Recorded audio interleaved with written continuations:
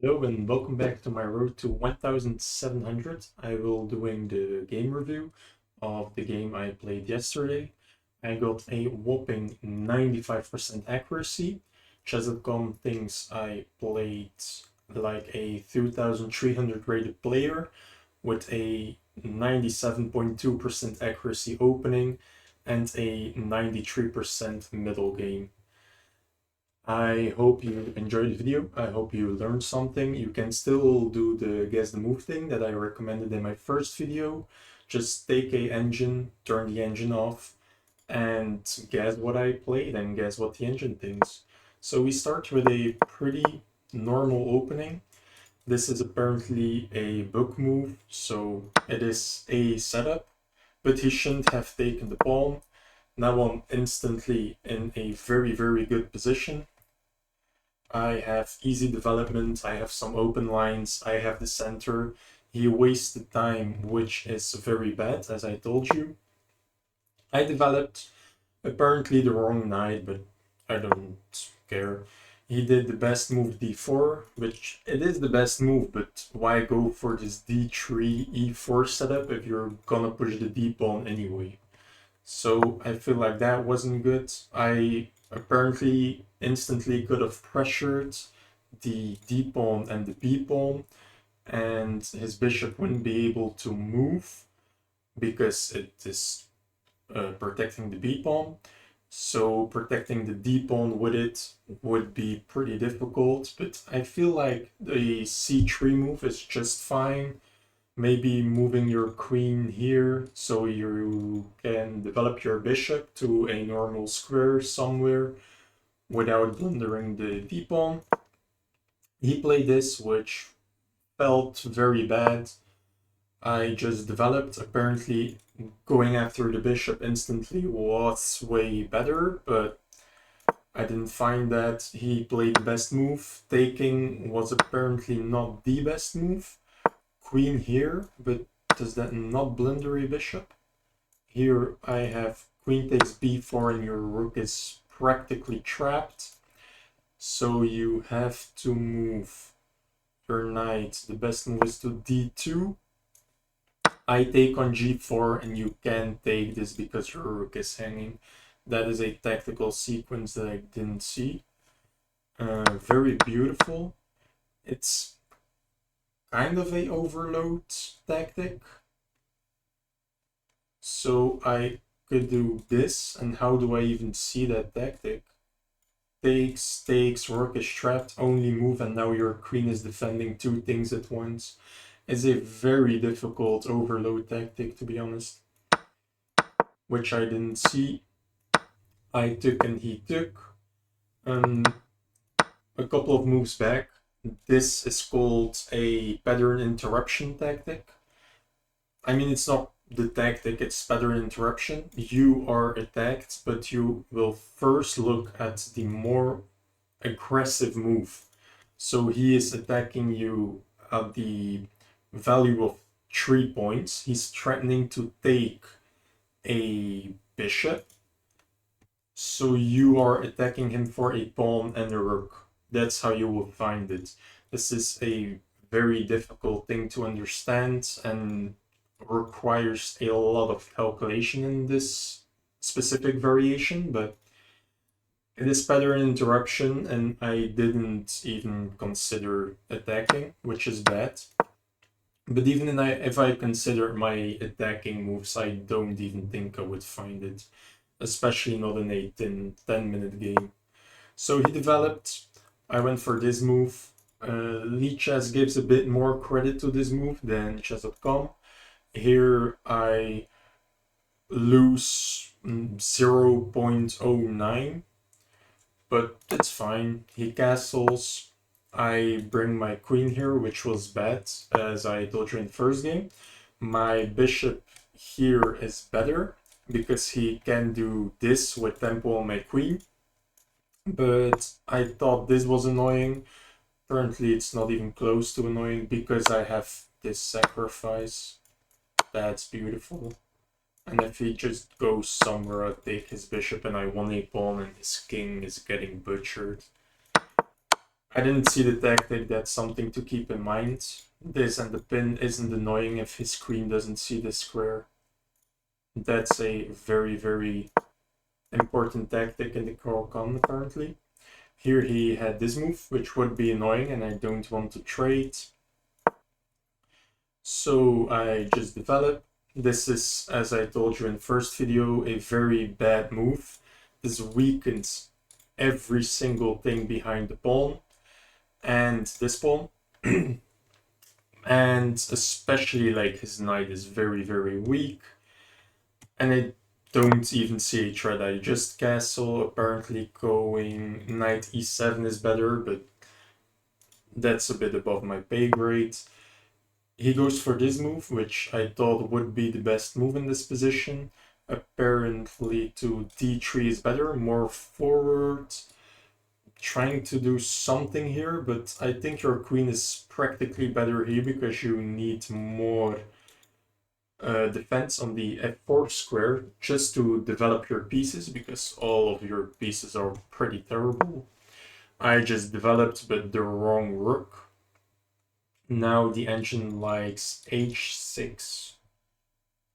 I can't even begin to explain h6. I have no clue.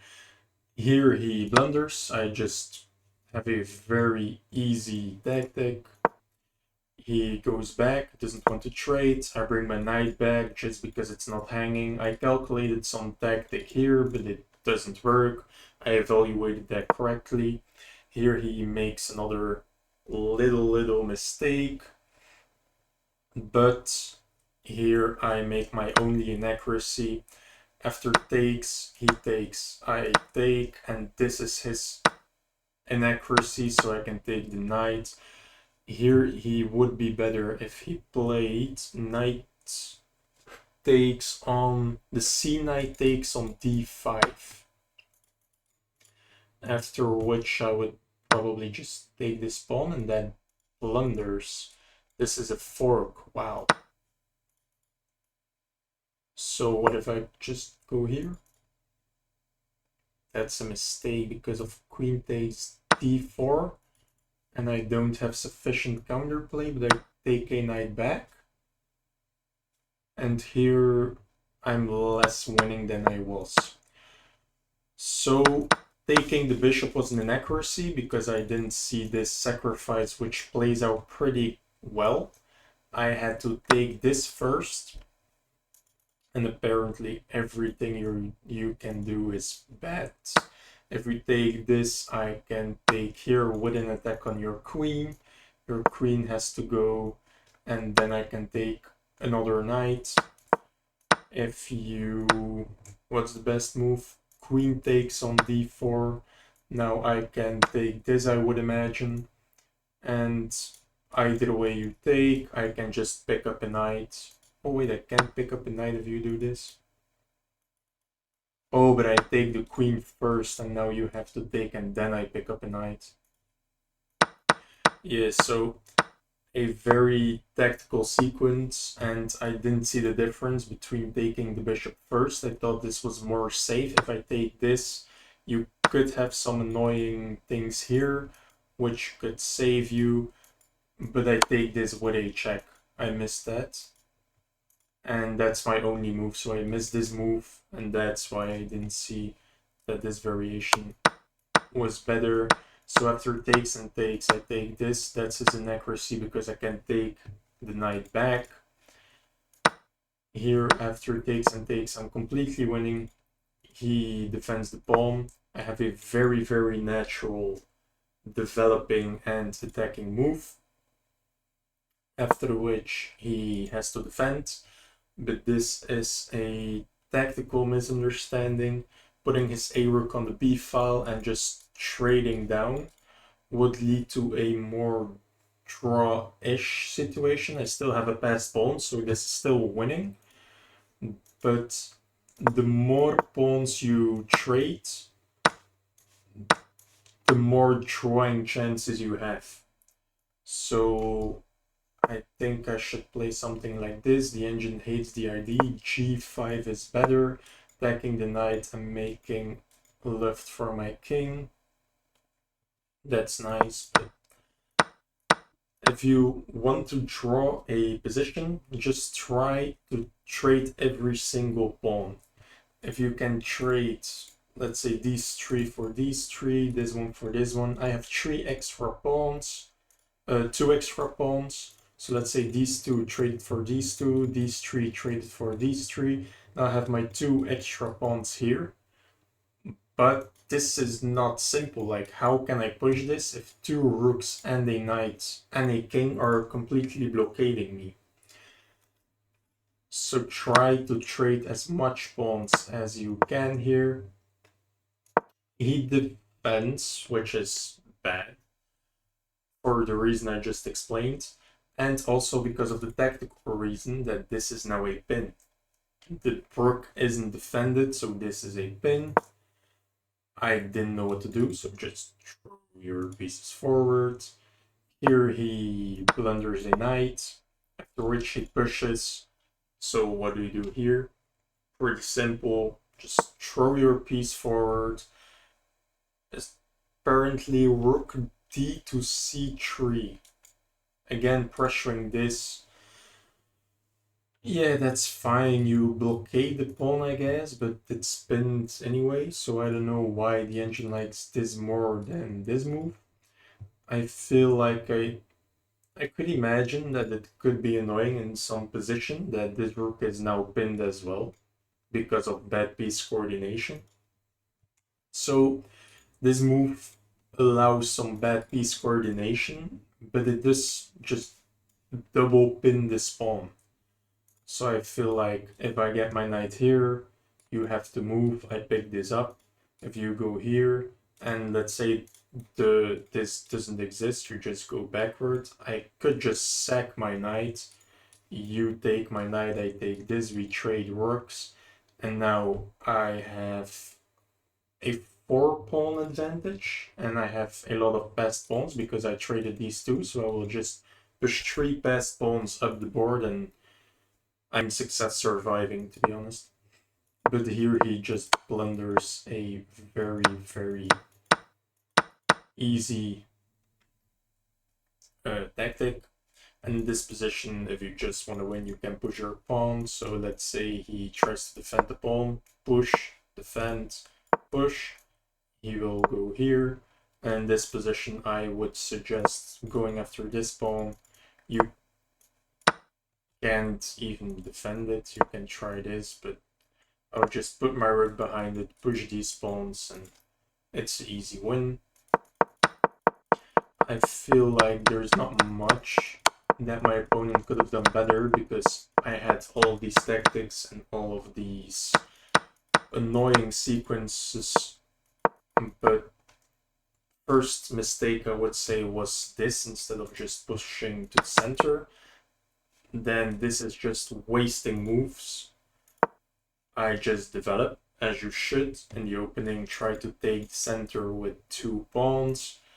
And I would imagine this is one of the computer's moves as well. No? No, it's knight to c6, bishop to f5, and then knight to f6. And now he says c6 as well. Okay, anyway, I did the best move, but it doesn't show as the best move for some reason. Now this is the best move, but you wasted tempo by doing this. So I just develop. Very instructive. Your opponent is wasting time. You notice he's wasting time. What do? Try to be aggressive? No, just develop. Go for activity. This is passive, so what do? Just place your pieces on very active squares. He develops. Here I should have thought this is a threat of 3 points, but I have a very major threat of trapping a rook. But this does need some calculation. And here I just have overload tactic, so I just won a pawn. If I take this with a check, you probably have to move here. Now I think that you need rapid development and castle your king, because this is quite annoying. This is actually pretty annoying. After let's say takes here, you're completely winning, but how will you ever get your king out of the center? Like, you can't take this, it's defended twice, and you can't really attack it, I would imagine. Maybe you can. What's the best move? Oh, no, e6. Okay. So, developing your bishop would be pretty difficult, and I don't know, this looks like a pretty annoying situation. Maybe you develop like this. So let's say he just develops a knight. Here you have a free rook. So let's say he does something else. How would you, let's say this move, attacking your queen and intending to go forward. You have queen to p2. Now he can develop a knight, and here you can take this with a check. So this has to be a bad move. Let's say he defends everything. Now we have rook to c8, trying to take this. Now he can develop a knight, which is very bad because of e5 check. And if you take, you have mate in 1. Okay, fair enough. So here, if you take this is mate in 2. So what do you do? This is made in 1, this is made in 2. You are in check. If you move your king, you lose your queen. Yeah, this is very beautiful. I would not find this like with the tactical sequence in mind, but it's just developing again. If your opponent is doing weird things, just develop, activate your pieces, and opportunities will arise. So you don't even care about castling your king in that line. Apparently you just have to attack the king and just don't care. But I traded, which is sad. Here I play this just to develop my bishop. This move is very nice, I would say. He's developing, castling. I'm just activating my pieces. He's wasting more time, so I just develop my pieces. Here he makes a weakness. What do we do when he makes a weakness? We don't try to force anything. We don't want to hope that he blunders or doesn't see anything. A very normal thing to see would be to sacrifice and hope that he loses something here. But it all doesn't work. Just castle. There's no threat. He is intending to now win development. Like, all of his pieces are placed very terribly. So now he's intending to develop. I just developed a rook, the wrong rook to be honest, but and he already blunders. This is a pretty easy tactic to see, so I feel like my opponent shouldn't blunder, but in this position it's quite difficult to make a move, I would argue. Like, he just did this and the engine says do this now, so that's weird. And the other moves go like this. It might be better, but still I have some takes, and yes, I sacrifice, but my rook is a beast here. And I feel like takes, you have to save your knight, and I will take this pawn. So material will be equal, but I have more activity. My best move is knight e7, which I wouldn't play. My other best move is a6, which I can't explain, or a5, which doesn't blunder a pawn, but it's quite close. I feel like this takes, and you take with your knight, intending to go here, which is beautiful because this move is very strong because he pushed his b pawn. But here he already blunders, just a normal good tactical vision here. He blunders again, just good tactical vision. And here we just develop again. The most important thing to take away from this video, every time your opponent does weird things, just develop. and he will get under pressure, he will make mistakes, and then you only need a good tactical vision to win the game. When in doubt, throw your pieces forward. And he already blundered a knight. Here I just threw my pieces forward. I had, again, good tactical vision. And he traded everything and just resigned. So, what can you learn? Pacify your opponent's pieces. Go for activity. Make a lot of puzzles. Make sure you understand the tactics. And this is a very nice game, but I didn't do anything too weird. Like, this is a 95% accuracy, but what did I do that is not findable for just a, let's say, 1,200 opponent or a 1,200 player? This is pretty logical what I did. I just developed, and got some tactics. So I hope this was instructive. I would highly recommend you to subscribe, and I hope you like and leave some feedback in the comments. Thank you for watching, and I will see you in the next one.